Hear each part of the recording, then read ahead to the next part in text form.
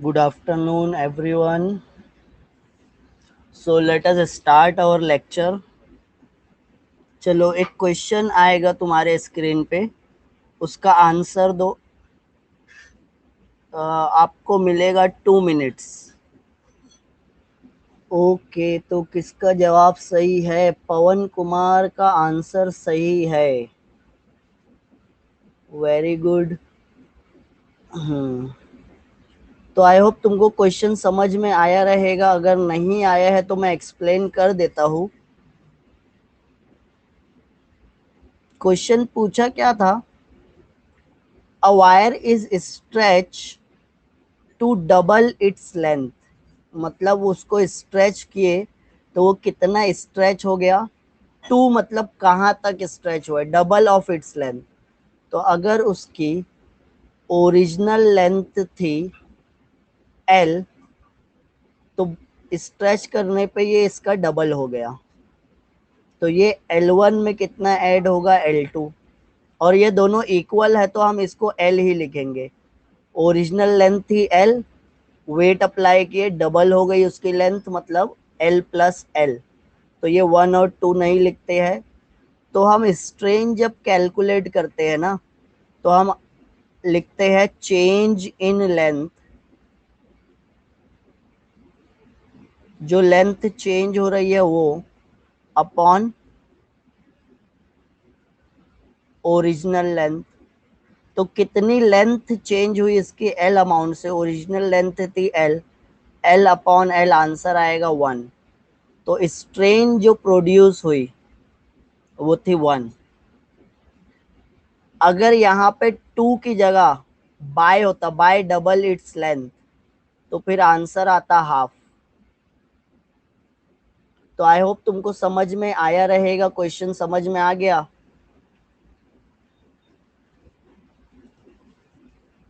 Yes. कुछ tough नहीं था, थोड़ा सी बेसिक पार्ट आप पढ़े रहोगे तो आपको समझ में आ जाएगा। ये पवन कुमार पढ़ा है ना पवन? आप पढ़े हो स्ट्रेस स्ट्रेन कैसे कैलकुलेट करते हैं, तो वो कैलकुलेट कर लिए। चलो स्टार्ट करते हैं हम हमारा लेक्चर। जो स्टूडेंट न्यू है उनको मैं बता दूं कि माय नेम इज मोमिन Abdullah and my qualification is MSc B.Ed। आपको कुछ भी डाउट रहेगा ना, तो आप चैट सेक्शन में टाइप करके क्वेश्चंस पूछ सकते हो। समझ में आया? Any doubt, if you have any doubt, कभी भी कहीं भी हूँ मैं, बीच में आप रोक के मेरे को पूछ सकते हो क्वेश्चन। फिर से अपन एक्सप्लेन करेंगे, फिर से अपन समझ लेंगे उसको अच्छे से। और तो हम यहाँ पे मैकेनिकल प्रॉपर्टीज ऑफ सॉलिड्स पढ़ रहे हैं। और ये जो मैकेनिकल प्रॉपर्टीज ऑफ सॉलिड है, तो आज के लेक्चर में हम फ्रिक्शंस वाला पार्ट स्टार्ट करने वाले हैं। फ्रिक्शन इन सॉलिड, कि फ्रिक्शन कैसे क्रिएट होता है, फ्रिक्शन के टाइप्स कितने हैं, और इसके कुछ लॉज वगैरह, फॉर्मूलेज वगैरह देखने वाले हैं। बट उससे पहले कल एक चीज पढ़े थे, स्ट्रेन एनर्जी। याद है कल स्ट्रेन एनर्जी का डेरिवेशन किए थे? स्ट्रेन एनर्जी मतलब वर्क डन। तो जो वर्क डन का हम डेरिवेशन किए थे वो क्या था? Half into F into L. और इसको ही हम स्ट्रेन एनर्जी बोल रहे थे। स्ट्रेन एनर्जी को मैं SE से लिख रहा हूं।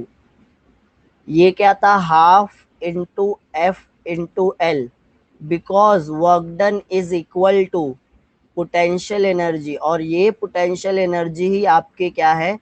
स्ट्रेन एनर्जी है। कल ये डेरिवेशन किए थे। आगे इसका एक दो स्टेप और है, एक दो फॉर्मूला और है, वो आपको बताना है। उसके बाद हम फ्रिक्शन स्टार्ट कर रहे होंगे। तो हमको अभी कैलकुलेट करना है स्ट्रेन एनर्जी पर यूनिट वॉल्यूम। स्ट्रेन एनर्जी पर यूनिट वॉल्यूम। वॉल्यूम किसका? वायर का। तो अगर एक वायर है, इसका वॉल्यूम फाइंड आउट करना है, तो आप कैसे फाइंड आउट करोगे? ये सिलेंड्रिकल शेप का होगा। जब आप एक वायर को कट करोगे तो यहाँ ऊपर एक सर्कुलर शेप में कुछ मिलता है, तो ये area into this length, original length, तो ये एरिया इनटू लेंथ करेंगे तो हमको वॉल्यूम मिल जाता है, राइट। तो हम क्या करते हैं, स्ट्रेन एनर्जी पर यूनिट वॉल्यूम, तो स्ट्रेन एनर्जी का फॉर्मूला जो था हाफ एफ इंटू एल, उसको डिवाइड कर देते हैं ए इंटू एल से, स्ट्रेन एनर्जी को वॉल्यूम, तो इसको हम कैसे लिख सकते हैं, half F into A into small L into divided by capital L. ये इक्वेशन को हम ऐसे लिख ले, F upon a force upon area, ये किसकी डेफिनेशन है, चलो बताओ। फोर्स बाय एरिया मतलब क्या होता है, फोर्स पर यूनिट एरिया, ये चैप्टर में कुछ पढ़े हैं, हाँ, this is your stress, very good. और small L upon capital L, ये टर्म भी पढ़े, स्ट्रेन, वेरी गुड। तो अब फॉर्मूला क्या हो जाएगा, half into stress into strain, ये फॉर्मूला आ गया, किसका आया है ये, स्ट्रेन एनर्जी पर यूनिट वॉल्यूम या वर्क डन पर यूनिट वॉल्यूम भी बोल सकते हो, गेटिंग इट, ये समझा। अब इसके ही आगे का, तो स्ट्रेन एनर्जी पर यूनिट वॉल्यूम का फॉर्मूला मेरे को मिला half into stress into strain. अब मेरे पास एक और फॉर्मूला है यंग्स मॉड्यूलस का, यंग्स मॉड्यूलस को हम क्या बोलते हैं, स्ट्रेस अपॉन स्ट्रेन, तो स्ट्रेन को आप यहाँ पे लेके चले जाओ, तो स्ट्रेस का फॉर्मूला क्या हो गया, y इंटू स्ट्रेन, तो मैं स्ट्रेस की जगह क्या पुट करने वाला हूँ, y इंटू स्ट्रेन, यहाँ पे स्ट्रेस दिख रहे हैं, तो स्ट्रेन एनर्जी पर unit volume half into y into strain into जो ऊपर स्ट्रेन था उसको एज इट इज लिख लेते हैं,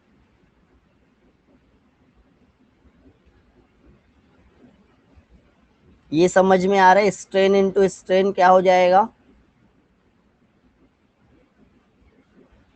स्ट्रेन स्क्वायर हो जाएगा।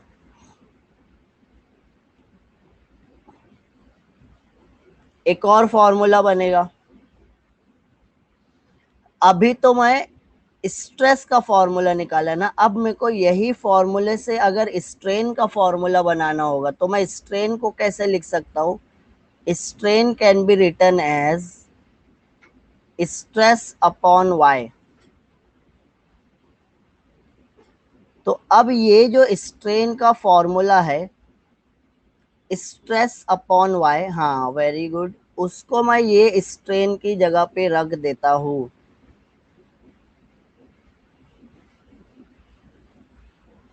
तो अब क्या हो जाएगा, स्ट्रेन एनर्जी पर unit volume is equal to half into stress into, ये जो स्ट्रेस है वो वैसे ही लिखे, स्ट्रेन की जगह पे मैं क्या लिखूंगा, stress upon Y, stress into stress, stress square हो जाएगा, तो half stress square upon Y, got it. तो ये जो स्ट्रेन एनर्जी पर यूनिट वॉल्यूम है ना, उसके अलग अलग फॉर्मूले हैं, कितने फॉर्मूले मिल गए हमको, 3 फॉर्मूला मिल गया, ये तुम्हारा फर्स्ट फॉर्मूला स्ट्रेन एनर्जी पर यूनिट वॉल्यूम का, ये तुम्हारा सेकंड फॉर्मूला, और ये तुम्हारा थर्ड फॉर्मूला। स्ट्रेन एनर्जी पर यूनिट वॉल्यूम बोलो या वर्क डन पर यूनिट वॉल्यूम बोलो, दोनों एक ही बात है, because strain energy is equivalent to work done. ये समझ में आ गया,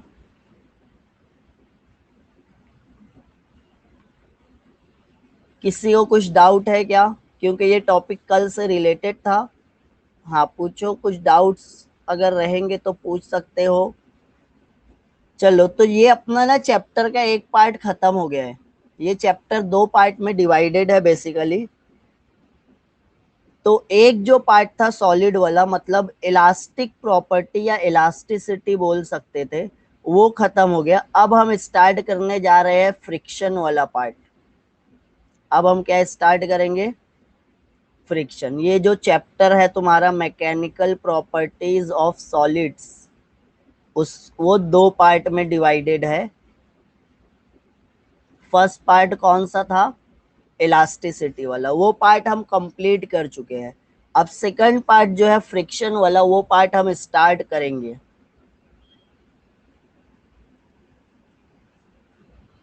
अखिलेश रिकॉर्डेड देख लेना, रिकॉर्डेड सेशन। जैसे ही लेक्चर खत्म होगा ना, 5 मिनट बाद रिकॉर्डेड वीडियो आ जाएगा, उसका स्टार्टिंग का 15 मिनट का देख लेना। बस एक क्वेश्चन पूछा था, आप थे नहीं, एकदम इजी क्वेश्चन पूछा था। ये पवन कुमार को मिल गए उसके पॉइंट्स। चलो एक क्वेश्चन और पूछूं। स्ट्रेस स्ट्रेन कुछ ऐसा पढ़े हो ना, उसी पे बेस्ड एक क्वेश्चन और। बहुत इजी क्वेश्चन है, हुक्स लॉ पे।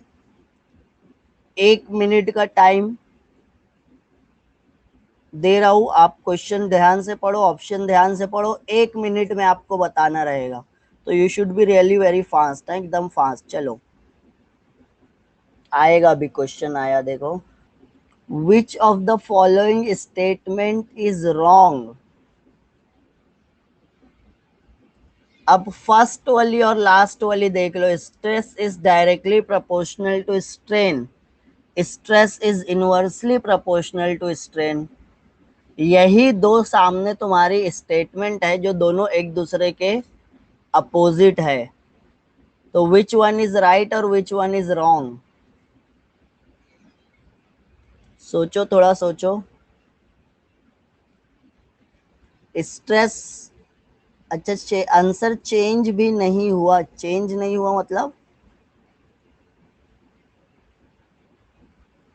हाँ, तो एक बार सबमिट होने के बाद चेंज नहीं हो सकता फिर। ये इसे थोड़ा ध्यान से। चलो कोई बात नहीं, नेक्स्ट टाइम हाँ इनवर्सली वाला जो है वो रॉन्ग रहेगा, बाकी सब स्टेटमेंट इसके बारे में करेक्ट है। Okay okay, no problem. चलो अब फ्रिक्शन स्टार्ट करते हैं। Second part of this chapter friction. Friction को, तो बेसिकली फ्रिक्शन क्या होता है ये बता देता हूँ। Friction is very important part of our life. आप एक फ्लोर पे चल लेते हो, क्यों चल लेते हैं हम? चल फिर लेते हैं आसानी से, ड्यू टू फ्रिक्शन। फ्लोर और आपके पैर के बीच में क्या है? फ्रिक्शन है। अगर सपोज फ्रिक्शन नहीं होगा, आप चल रहे हो, फ्रिक्शन नहीं होगा, तो आप जैसे ही फ्लोर पे पैर रखोगे आपका पैर स्लिप हो जाएगा और आप गिर जाओगे। यस और नो? आ रही है ना मेरी? हेलो, सुन रहे हो? मेरी आवाज आ रही है ना? फ्रिक्शन है फ्लोर के बीच में और तुम्हारे पैर, मतलब आपके पैर फीट के बीच में और फ्लोर के बीच में फ्रिक्शन है। तो हम पैर रखे हैं तो पैर रुक गया। अगर फ्रिक्शन नहीं रहेगा, फ्रिक्शन को कम करने के लिए मैं क्या करूंगा? ऑयल गिरा दूंगा। फ्लोर एकदम स्मूथ है, ऑयल गिर गया है। which exerted by the surface and an object move across it or makes an effort to move. yes, हाँ, तो हम आगे मूव होना चाहते थे और अगर फ्रिक्शन नहीं होता, ये आपका पैर है, ये आपका पैर, ऐसा कंसीडर कर लेते हैं हम। चलो, ये फ्लोर है, मैं फ्लोर पे पैर रखा, अगर फ्रिक्शन नहीं रहेगा तो मैं आगे स्लिप हो जाऊंगा क्या? हो जाऊंगा आगे स्लिप। तो फ्रिक्शन की वजह से ये रुक गया, मतलब एक फोर्स इसको क्या की, पीछे खींची। इसके मोशन को स्टॉप करना बहुत जरूरी है। समझ में आ रही है क्या? समझ में आ रहा है? मोशन को स्टॉप करना बहुत जरूरी है, इट इज नेसेसरी। तो एक चीज जो है वो स्टॉप कर रही है, अगर वो स्टॉप नहीं करेगी, मतलब उसको पीछे पुल नहीं करेगी, तो ये आगे चले जाएगा। तो इसको ही हम फ्रिक्शन बोलते हैं। हम्म। तो ये फ्रिक्शन को ना हम समझ लेते हैं कि एक ऑब्जेक्ट है,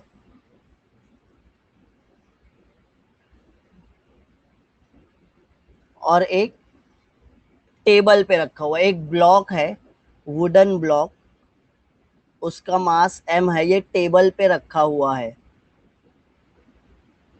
अब दिखने में टेबल का सरफेस ना स्मूथ दिखेगा, बट जब आप माइक्रोस्कोप से देखोगे ना, किससे देखना है हमको? माइक्रोस्कोप से। तो माइक्रोस्कोप से ये जो स्मूथ टेबल का सरफेस था, अब आप क्या देखते हो, यहाँ पे बहुत सारे हिल्स एंड डेल्स है। ये डायग्राम दिख रहा है क्या जो मैं बना रहा हूँ रेड पेन से? ऊपर नीचे, एलिवेटेड, डिप्रीटेड,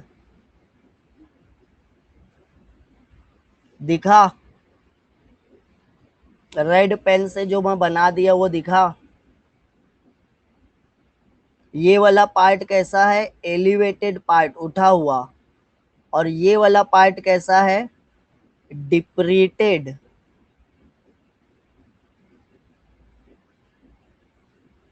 डिप्रेस्ड पार्ट है। डिप्रेस्ड पार्ट का मतलब क्या हुआ? वो दबा हुआ पार्ट है, ऐसा बोल सकते हैं ना हम।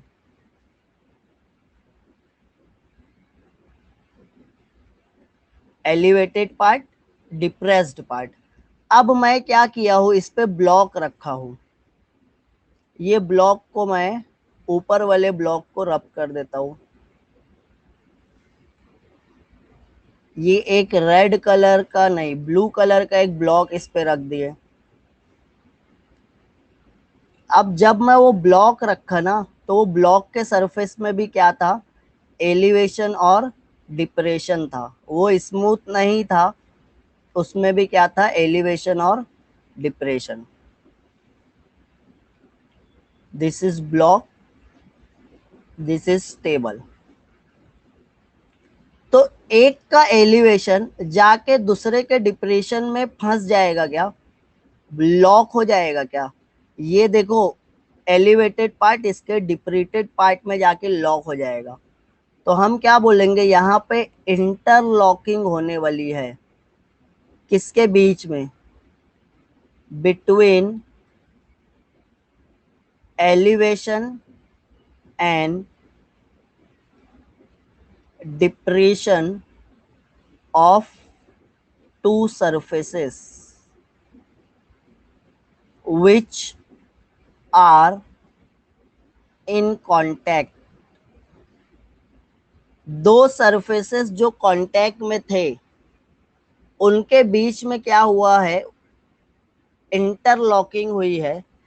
किसकी इंटरलॉकिंग हुई है? एलिवेशन और डिप्रेशन की। एक का एलिवेशन जाके दूसरे के डिप्रेशन में अटक गया, दूसरे का डिप्रेशन जाके पहले के एलिवेशन में अटक गया। तो इसकी वजह से क्या हुआ? फ्रिक्शन ओरिजिन हुआ है।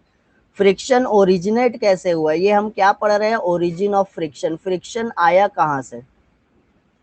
तो ओरिजिन कैसे होता है? तो फर्स्ट जो मेन कॉज है, एक सरफेस की इरेगुलरिटी दूसरे सरफेस की, दो सरफेस है, अगर वो स्मूथ दिख भी रहे हैं ना, तो एक्चुअल में वो स्मूथ है नहीं।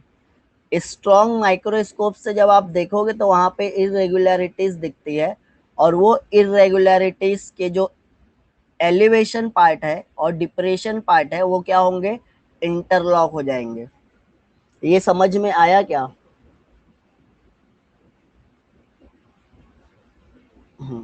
इंटरलॉकिंग हो रही है एलिवेशन और डिप्रेशन पार्ट की। अब सेकंड जो के यहां पे हम बोलते हैं इंटरमॉलिक्यूलर फोर्सेस के बारे में आपको पता है क्या?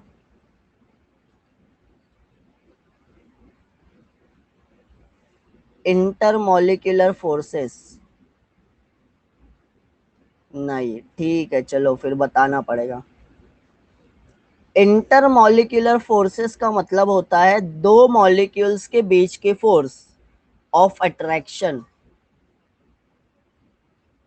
इंटरमॉलिक्यूलर फोर्स ऑफ अट्रैक्शन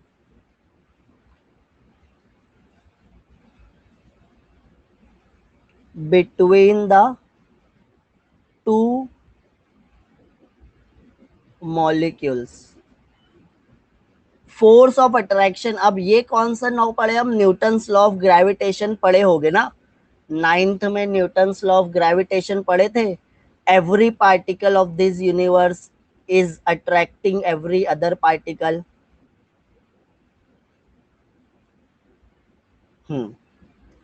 तो वही है दो मॉलिक्यूल्स के बीच की फोर्स, वो दोनों एक दूसरे को क्या कर रहे हैं?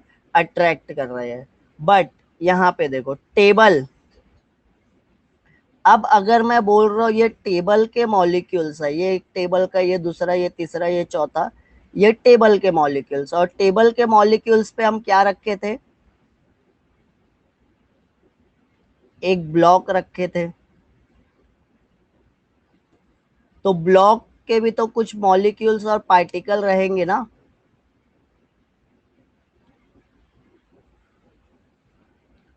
तो जब ब्लॉक के दो मॉलिक्यूल के बीच में अट्रैक्शन होगा या टेबल के दो मॉलिक्यूल्स के बीच में अट्रैक्शन होगा, मतलब क्या है इसका? Force of attraction between the molecules of same substance. Force of attraction between the molecules of same substance.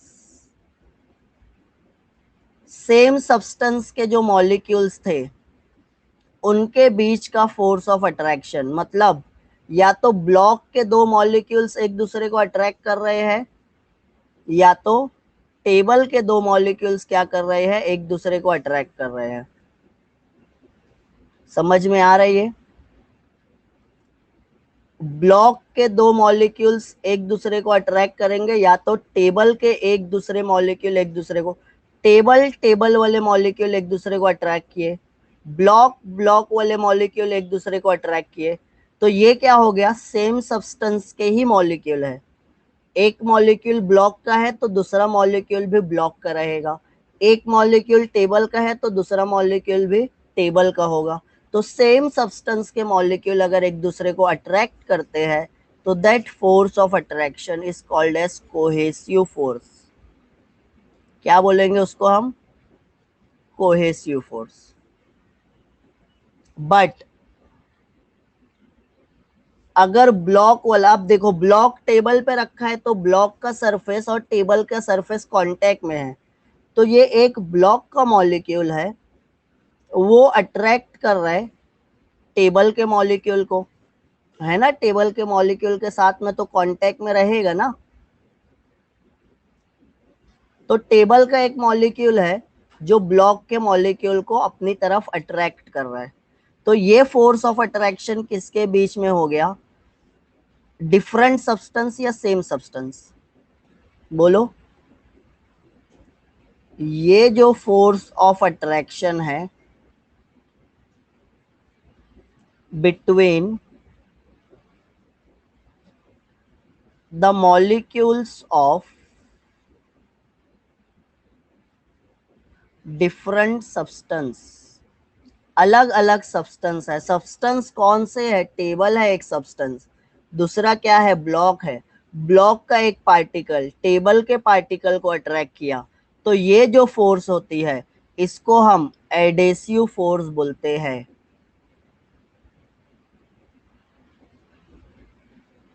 समझ में आ रहा है क्या? कोहेसिव फोर्स और एडेसिव फोर्स समझ में आया? अब एक इंटरेस्टिंग क्वेश्चन है। ब्लॉक चाहता है आगे मूव होना। ये ब्लॉक क्या चाह रहा है?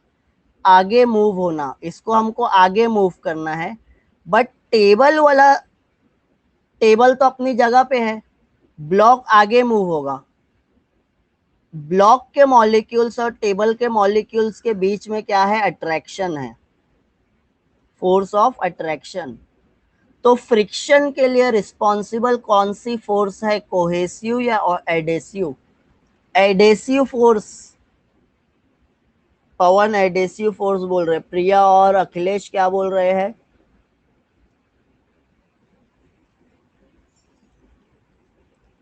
पवन का जवाब सही है कि एडेसिव फोर्स रोकेगी। क्या ब्लॉक को रोकने के लिए कौन रिस्पॉन्सिबल है? ब्लॉक क्या हो रहा है? आगे मूव हो रहा है, बट इसके मोशन में बाधा आ गई। इसके मोशन को कोई ना कोई रिस्ट्रिक्ट कर रहा है। वो जो मोशन को रिस्ट्रिक्ट करने वाली चीज है उसको ही हम क्या बोलते हैं? फ्रिक्शन। तो फ्रिक्शन यहाँ पे रिस्पॉन्सिबल कौन सी फोर्स है फ्रिक्शन के लिए? कोहेसिव या adhesive? Adhesive force is more responsible. Very good. Cohesive भी रहेगी, वो बताते हैं अभी। वो चैप्टर में थोड़ा सी आगे के पार्ट में तुमको समझ में आएगा, बट अभी के लिए एडेसिव सही है। Adhesive force is more responsible, right? तो ये इतना समझ में आ गया। तो फ्रिक्शन को कैसे डिफाइन करेंगे हम? फ्रिक्शन को मैं डिफाइन करूंगा, the property which resist the relative motion,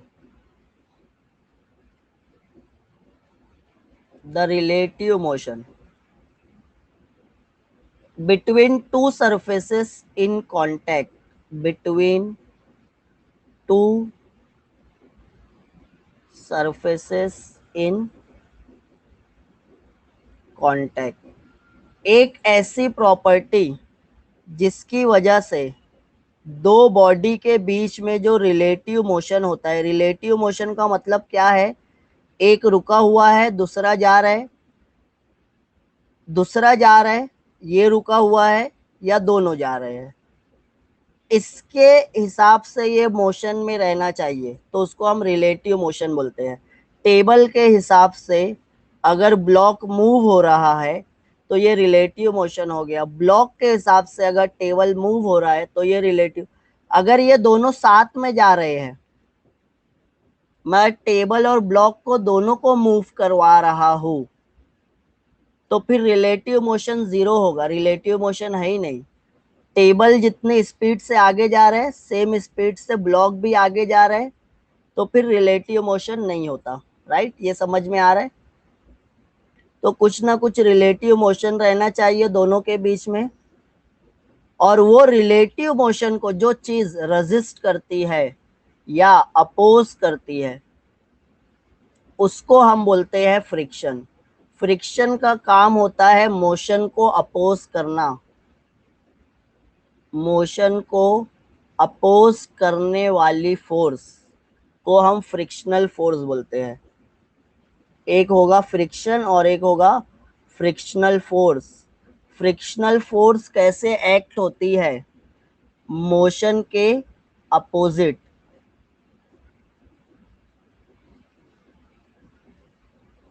थोड़ा से हिंदी लिख दिया, ये याद रहेगा क्या? अगर ब्लॉक आगे जा रहा था तो फ्रिक्शनल फोर्स पीछे थी। अगर ब्लॉक पीछे आ रहा था तो फ्रिक्शनल फोर्स इसको पकड़ के रोक रही थी। रोकने के लिए हमको फोर्स कहाँ पे? रोकने वाली फोर्स को हम फ्रिक्शनल फोर्स बोलेंगे। तो अगर ये ब्लॉक आगे जा रहा है, मेरे को इसको रोकना है, तो मैं पीछे पकड़ के खींचूंगा। तो फ्रिक्शन का काम भी क्या है? पीछे पुल करती है। समझा ये?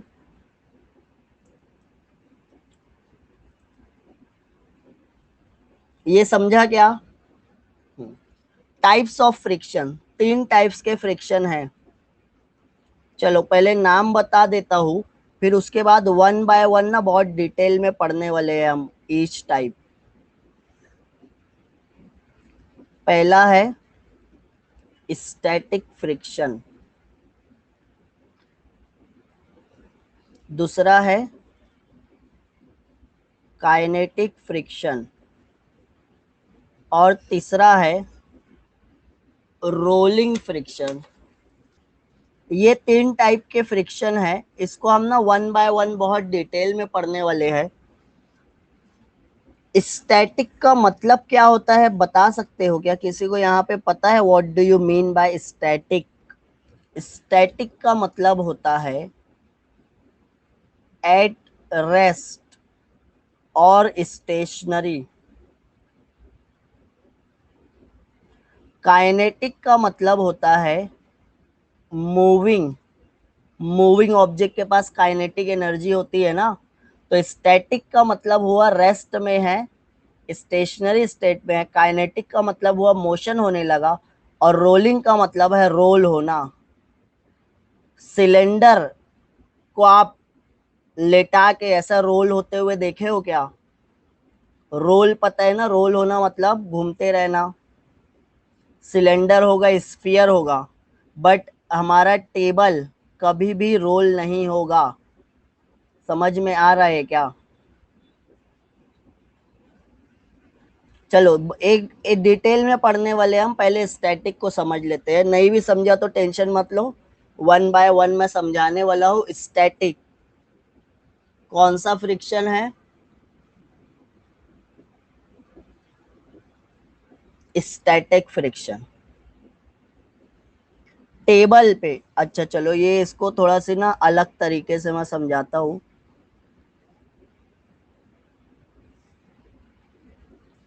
टेबल को मैं थोड़ा सी क्रॉस रखता हूँ। कैसा रखता हूँ? ये है टेबल और ये है ब्लॉक। ये ब्लॉक आगे मूव नहीं हो रहा है, अभी मोशन में नहीं है। ये ब्लॉक क्या है? रुका हुआ है। समझ में आ रहा है? ये ब्लॉक है, इसको मेरे को आगे मूव करवाना है, बट ये आगे मूव नहीं हुआ, ये क्या हुआ? रुका हुआ है। Getting it? तो रोकने के लिए जो फोर्स है, वो फोर्स को क्या बोलूंगा मैं? फोर्स ऑफ फ्रिक्शन, एफएस से। अगर इसको मूव करवाना है तो मेरे को यहां से एक फोर्स अप्लाई करना पड़ेगी ना। मेरे को ये डायरेक्शन में एक फोर्स अप्लाई करना पड़ेगी। ये फोर्स को हम क्या बोलेंगे? Applied force. क्या बोलने वाले हैं? Applied force. अब अगर टेबल पे एक ब्लॉक रखा है, ये एक टेबल है, इस पे एक ब्लॉक रखा हुआ है, ये ब्लॉक को मेरे को आगे लेके जाना है, तो मैं यहाँ पे एक अरेंजमेंट करता हूँ, पुल्ली अरेंजमेंट। मतलब ये क्या किया, एक वायर लेके यहाँ पे मैं वेट लगाने वाला हूँ। ये वेट ऐड करते जाएंगे, मतलब हम फोर्स अप्लाई कर रहे हैं फॉरवर्ड डायरेक्शन में, और ये फोर्स हम अप्लाई कर रहे हैं, यही से ये अप्लाइड फोर्स है। और एक फोर्स क्या करेगी? इसको रोकेगी, that is force of friction. ये समझ में आ रहा है? अभी ये ब्लॉक ना स्टेशनरी स्टेट में मूव नहीं हो रहा है। मैं 1 kg लगाता हूं, 1 kg लगाया, मोशन नहीं हुआ। 2 kg लगाया, मोशन नहीं हुआ। बट जैसे ही 3 kg लगाया ना, ये ब्लॉक ना जस्ट स्टार्ट हो गया मोशन करना। जस्ट स्टार्ट हो गया मोशन करना कब? 3 kg पे। बट हम बोल रहे हैं थोड़ा सी मूव होके रुक गया, जस्ट स्टार्टेड इट्स मोशन। क्या किया है, ब्लॉक जस्ट मूव होना स्टार्ट हुआ है। कौन से वेट पे, 3 kg पे। अब मेरे को पता है अगर 3 kg से मैं 100 ग्राम भी बढ़ा दिया, 3 kg से और 100 ग्राम भी बढ़ा दिया, तो ये ब्लॉक मूव होता चला जाएगा क्या आगे? बस तो यही यही पॉइंट पे रुक जाना है। जैसे ही मूव होके रुक गया ना, तो वो पॉइंट पे रुक जाना है। और वो पॉइंट पे रुक गया है, रुक गया है मतलब कौन सी स्टेट में है, स्टैटिक, स्टैटिक है। फ्रिक्शन है या नहीं है, इसको रोका कौन, इसको रोका कौन? इसको मूव करने के लिए हम अप्लाइड फोर्स लगाए, इसको रोका कौन, फ्रिक्शन। तो जब ये रुक गया ना, तो ये फोर्स ऑफ फ्रिक्शन को हम क्या बोलते हैं, limiting force of static friction. कौन सी फोर्स को बोलूंगा मैं, ये 3 kg वाले फोर्स को। समझ में आ रहा है ये? 1 मिनट, 100 ग्राम पे तो कंटिन्यूअसली मूव होने लगेगा, तो मैं बोलूंगा ये 3 kg वाली force is limiting force of static friction, क्योंकि यहाँ पे अप्लाइड फोर्स और फोर्स ऑफ फ्रिक्शन इक्वल हो गई, दोनों एक दूसरे को बैलेंस कर लिए। जितनी फोर्स उसको आगे ले जाना चाहती थी, फ्रिक्शन उसको उतनी ही फोर्स अप्लाई करके पीछे घसीट लिया। तो अब ये ब्लॉक ना आगे मूव हो रहा है ना पीछे मूव हो रहा है। तो applied force is equal to limiting force of static friction. समझ में आ रही है? रुक गया है तो इसको स्टैटिक फ्रिक्शन बोलेंगे। नहीं रुकेगा, कंटिन्यूअसली चलते चले जाएगा। कब जाएगा चलते, जब 100 ग्राम और ऐड कर दूंगा, तो फिर वो स्टैटिक नहीं रहेगा, वो काइनेटिक रहेगा। वो बाद में पढ़ेंगे, अभी पहले स्टैटिक को समझ लेते हैं। चलो, अब 2 टेबल है, एक टेबल पे छोटा ब्लॉक है और एक टेबल पे बड़ा ब्लॉक है। छोटे ब्लॉक को पुल करने के लिए मेरे को कितना वेट लगाना पड़ा, 3 kg। तो ये बड़े वाले ब्लॉक को भी पुल करने के लिए 3 kg ही लगाना पड़ेगा क्या? 3 kg में ये भी मूव हो जाएगा क्या? यस और नो? इक्वल वेट दोनों साइड लगाए तो भी स्टैटिक फोर्स ही होगा क्या? दोनों साइड इक्वल वेट मतलब यहाँ वाला 3 kg और यहाँ भी 3 kg बोल रहे हो, उसके अपोजिट में भी पवन क्या बोल रहे हैं, यहाँ पे 3 और यहाँ पे 3। नहीं, फिर तो ये एक फोर्स है, ये एक फोर्स है, ये दोनों एक दूसरे को कैंसिल करेंगे, तब फ्रिक्शन। तब ये इसको टेबल को हटा भी दोगे ना, कुछ अरेंजमेंट करके, ये वेट को ऐसा लगे रहने दो, ये वेट को ऐसा लगे रहने दो, टेबल को हटा भी दो, तो टेबल की जरूरत नहीं है। टेबल कब है, टेबल दूसरा सरफेस की वजह से फ्रिक्शन होता है। 2 सरफेस चाहिए, 2 सरफेसेस। दूसरा वेट लगा दो, टेबल हटा दो, फ्रिक्शन खत्म, फ्रिक्शन की जरूरत ही नहीं। दूसरा सरफेस आ जाएगा ना तो फ्रिक्शन होता है, और वो दोनों कांटेक्ट में आना चाहिए। ये तो ऐसा तो ये दोनों बैलेंस हो ही जाएगी। ये ब्लॉक को एक साइड से रस्सी से मैं पकड़ के खींचता हूँ, दूसरे साइड की रस्सी से आप पकड़ के खींच लो, ब्लॉक को हवा में रहने दो, तो फिर यहाँ पे फ्रिक्शन की जरूरत ही नहीं है। फ्रिक्शन कब होता है, जब 2 सरफेस कांटेक्ट में रहते हैं और पहला मूव होने लगता है। अब मूव होना चाहते हैं तो मेरे को तो ये डायरेक्शन में फोर्स बढ़ाना ही पड़ेगी।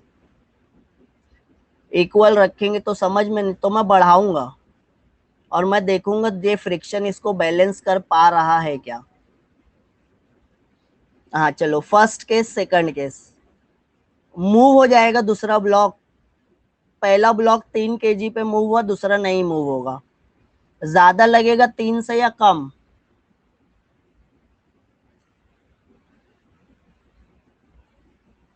ज्यादा। क्यों ज्यादा लगेगा? वाई?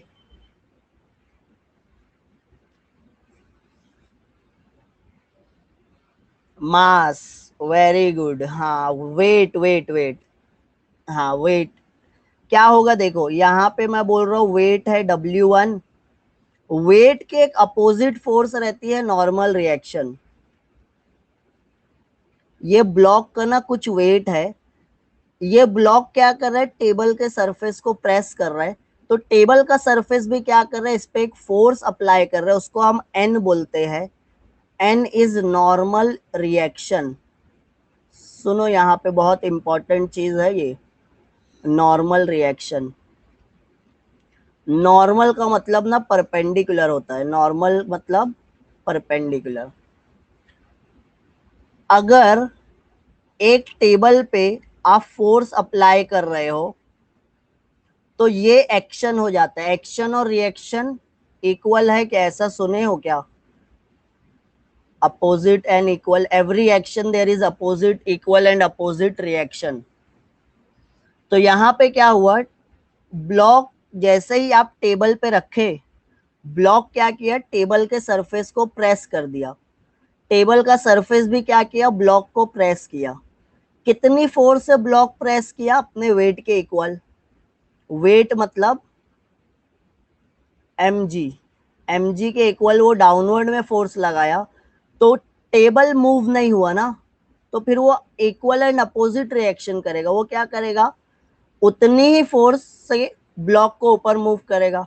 तो ये इक्वल, दोनों फोर्सेस क्या है, इक्वल है। W1 is equal to N. जितनी फोर्स टेबल ब्लॉक पे लगा रहा है उतनी फोर्स ब्लॉक भी टेबल पे लगा रहा है। तो ना ब्लॉक मूव हो रहा है नीचे, ना टेबल मूव हो रहा है ऊपर। सॉरी, ना टेबल मूव हो रहा है नीचे, ना ब्लॉक मूव हो रहा है ऊपर। समझ में आ रहा है? तो अब यहाँ सेकंड केस में ना W2 ज्यादा है और इसका N2 बोल देते हैं ज्यादा रहेगा। अगर वेट ज्यादा है तो नॉर्मल रिएक्शन भी ज्यादा होगा और फ्रिक्शन भी ज्यादा हो जाएगा। तो मैं क्या बोल रहा हूं, ये जो फोर्स ऑफ फ्रिक्शन है, is it is directly proportional to weight which is equal to normal reaction. तो force of static friction is directly proportional to normal reaction, ऐसा लिख सकते हैं क्या? नॉर्मल रिएक्शन कम था मतलब फ्रिक्शनल फोर्स कम थी, नॉर्मल रिएक्शन ज्यादा हो गया मतलब फ्रिक्शनल फोर्स बढ़ गई। अब इसको मूव करने के लिए ज्यादा फोर्स लगने वाली है। अगर यहाँ पे 5 kg फोर्स लगाना पड़ रहा है मतलब फ्रिक्शन 5 kg का है। अगर यहाँ पे 3 kg लगाना पड़ रहा है मतलब इसको अपोज करने वाली फोर्स 3 kg वाली है। तो नॉर्मल रिएक्शन ज्यादा रहेगा तो फोर्स ऑफ फ्रिक्शन भी ज्यादा है। नॉर्मल रिएक्शन कम रहेगा तो फोर्स ऑफ फ्रिक्शन भी कम है। ये समझ में आ रहा है क्या? तो मैं लिखता हूं लिमिटिंग फोर्स ऑफ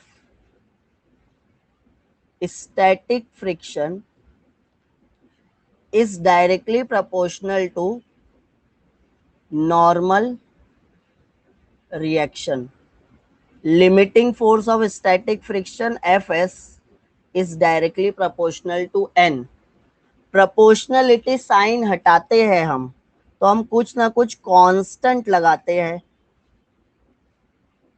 और अगर मैं बोल रहा हूँ ये कांस्टेंट है तो इसकी वैल्यू फिक्स रहने वाली है।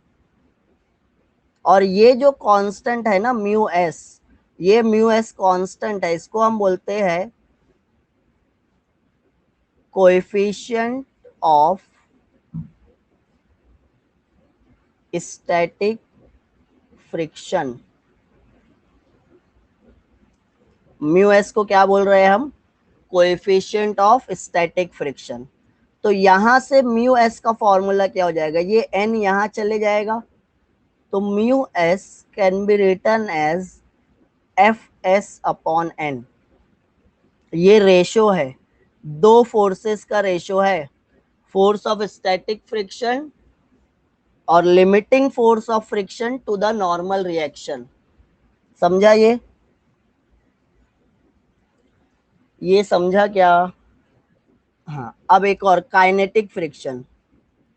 इससे पहले क्या किए थे हम बोल रहे थे कि एक टेबल है, टेबल पे एक ब्लॉक है, ये ब्लॉक को क्या किए, आगे मूव करने लगे। कितना वेट लगाए थे? 3 kg। 3 kg पे क्या हुआ था? ये just started to move, just move होना स्टार्ट हुआ था, राइट। स्टार्ट होने के बाद रुक गया था, तो मेरे को पता था अगर मैं 100 ग्राम और लगा दिया तो इसका मोशन इंक्रीज हो जाएगा। इसका अब ये कंटिन्यूअसली मूव होने लगा, राइट। तो मैं क्या किया, और लगा दिया 100 ग्राम। मैं 3.1 kg कर दिया, 100 ग्राम ऐड करने पे 3.1 हो जाएगा। जब मैं 3.1 kg कर दिया तो ये ब्लॉक कंटिन्यूअसली मूव होता चला गया। समझ में आ रहा है? अगर ये ब्लॉक कंटिन्यूअसली मूव हो रहा है तो फ्रिक्शन है या नहीं है, कम है या ज्यादा है?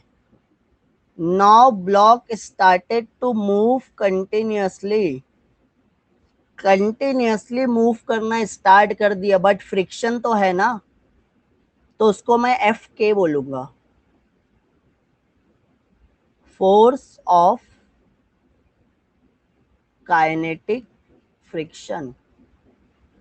ये वाली फोर्स कम हो गई, ये वाली फोर्स बढ़ा दिए, अप्लाइड फोर्स बढ़ा दिए, तो वो फिर अप्लाइड फोर्स की डायरेक्शन में मूव होने लगा। Getting it? समझ में आ रहा है? स्टैटिक में रुक जाता था, काइनेटिक में कंटिन्यूअसली मूव होते रहेगा, और रोलिंग में रोल होते रहेगा। तो काइनेटिक का भी फॉर्मूला वही है, F K is directly proportional to N, और F K is equal to mu K N. वही फॉर्मूला है। म्यू के क्या है? Coefficient of kinetic friction. Mu K का फॉर्मूला क्या हो जाएगा? एफ के अपॉन एन। कुछ डाउट है क्या? वही इक्वेशन फिर से लिख दिया हूं मैं, बस अब के की जगह क्या है, ये एक्सप्लेन करने की अब जरूरत नहीं ना। अगर यहाँ पे तुम बड़ा ब्लॉक रख लोगे तो उसको मूव करने के लिए और ज्यादा ही फोर्स लगने वाली है ना, तो एफ के भी तो इंक्रीज होगा नॉर्मल रिएक्शन के साथ साथ, तो वैसे ही रहेगा फॉर्मूला तो।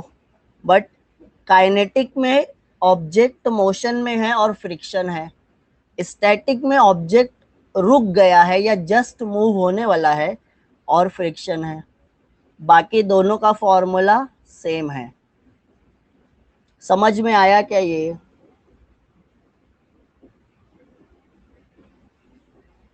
ये फॉर्मूले पे न्यूमेरिकल करना है, तो यही एक फॉर्मूला है। एन को कैसे कैलकुलेट करते हैं? N is equal to weight, W, W है mass into acceleration due to gravity, ये याद रखना है। चलो एक न्यूमेरिकल ना जल्दी से कर लेते हैं, जो सबसे इजी वाला है। हाँ, क्या लिखा है? Calculate the coefficient of static friction. क्या कैलकुलेट करना है? Coefficient of static friction, mu S. Formula याद है ना? For an object of mass 50 kg, एक ऑब्जेक्ट है उसका मास है 50 kg, स्टैटिक फ्रिक्शन का कोएफिशिएंट क्या है? वो द फोर्स इज, अच्छा ये क्या बोला है, placed on a horizontal table pulled bye attaching a spring balance. Spring balance से इसको क्या किए, पुल किए। वही पुल्ली और स्प्रिंग बैलेंस लगा है, जो भी लगा है पुल करने का काम कर रहे हैं। The force is increased gradually, gradually मतलब पहले 1 kg, 2 kg, 10 kg, 20 kg। It is observe that the object just move when spring balance shows 50 Newton, जैसे ही 50 न्यूटन किए जस्ट मूव होने लगा। समझ में आ रहा है? तो बोलो 50 न्यूटन को क्या लिखूंगा, फोर्स ऑफ स्टैटिक फ्रिक्शन लिखूंगा क्या? जस्ट मूव हुआ। और मेरे को पता है force of static friction upon N is equal to mu S. यही है ना फॉर्मूला।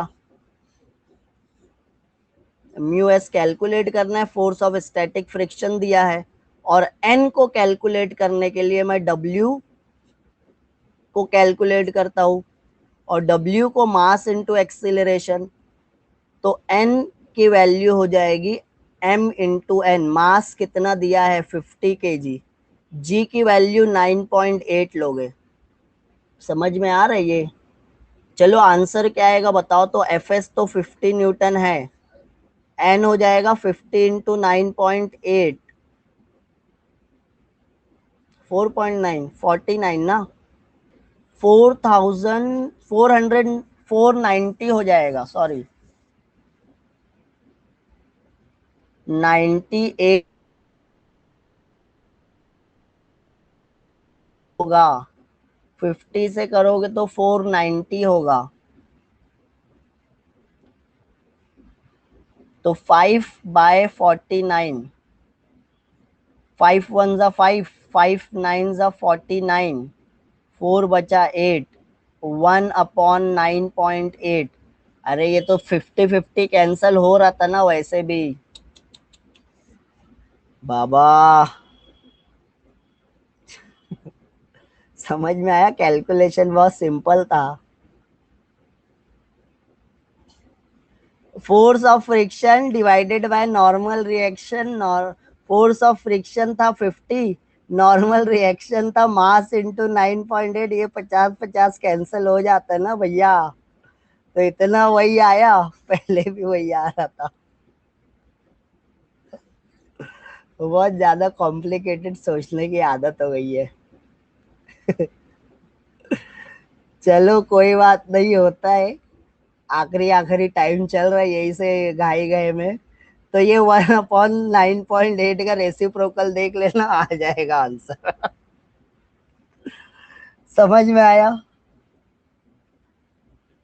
समझा क्या? हाँ। चलो कल ये चैप्टर खत्म हो जाएगा। हाँ, और हो गया है खत्म, बस एक दो न्यूमेरिकल है। अच्छा न्यूमेरिकल कर लोगे क्या? कल नया चैप्टर स्टार्ट करते हैं। एक देखो न्यूमेरिकल है, मैं बोलता हूँ numerical number 2, page number 113, text book page number 113 पे है। सेकंड न्यूमेरिकल कर लेना। सेकंड न्यूमेरिकल और थर्ड न्यूमेरिकल होमवर्क। और मेरे को सिर्फ पवन का होमवर्क दिखा था इससे पहले जब दिया था मैं, और ये अखिलेश और प्रिया होमवर्क नहीं कर रहे हैं।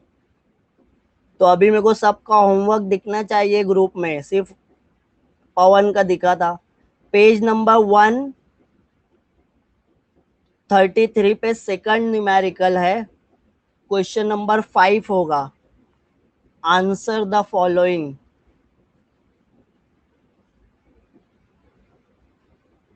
उसमें सेकंड, फर्स्ट कर लिया हम, सेकंड है ये। हो गया, सेकंड का स्क्रीनशॉट ले लो। ले लिए सेकंड।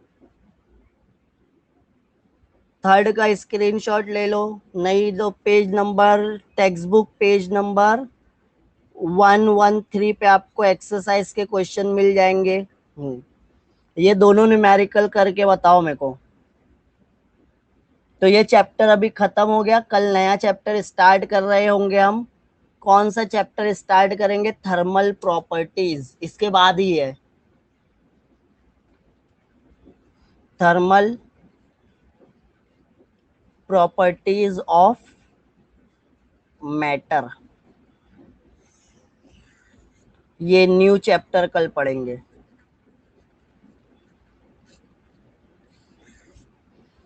एक बार चैप्टर पढ़ लेना, कुछ डाउट रहेगा तो पूछ लेना। चलो आज के लिए इतना ही। Tata bye bye, see you tomorrow.